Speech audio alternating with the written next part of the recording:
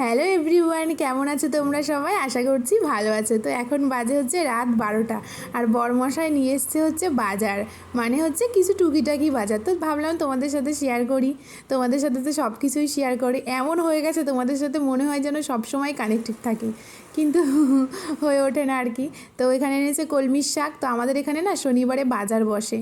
তো সকালে তো সবজি এনেছিলই, পটল এনেছিল, ভেন্ডি এনেছিল, মাছ এনেছিল। তো এখনও কিছু আর সবজি নিয়ে আসলো। তো ছাড়ানো রসুন এনেছে, রসুনগুলো না বেশ মোটা মোটা, আর মোটা মোটা রসুন ছাড়াতে একদমই সময় লাগে না। আর এখানে এনেছি দেখো 1 প্যাকেট ঝিঙে, বললো এখানে আছে 1 কিলো ঝিঙে মাত্র 20 টাকায়। তো রান্না করলে তো অল্প একটু হয়ে যাবে। তো তোমরা তো জানোই ঝিঙে রান্না করলে একদম অল্প হয়ে যায়।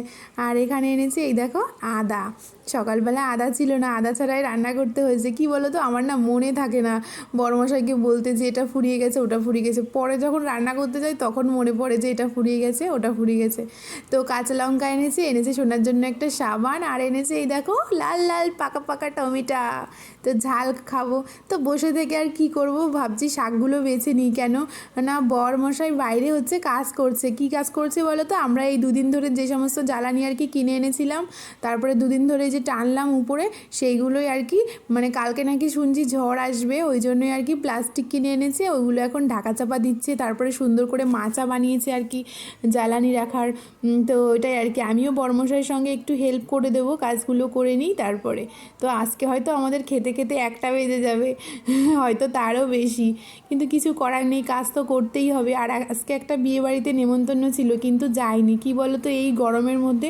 আর শোনা না, যেখানেই বিয়েবাড়িতে যাই কিচ্ছু খেতে পারি না। বিয়েবাড়িতে যাওয়াই তো খাওয়ার জন্য, তাই না? কিন্তু খেতে পারি না। আমি যাই হোক খেতে পারি, ওর বাবা একদম খেতে পারে না।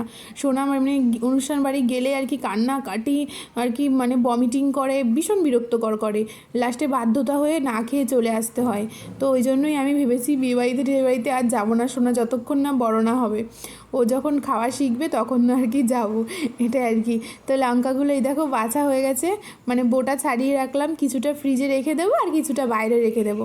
আর এখানে এই দেখো কলমির শাকও বেছে নিয়েছি। তো চলো, সবাইকে জানাই শুভরাত্রি, ভালো থেকো।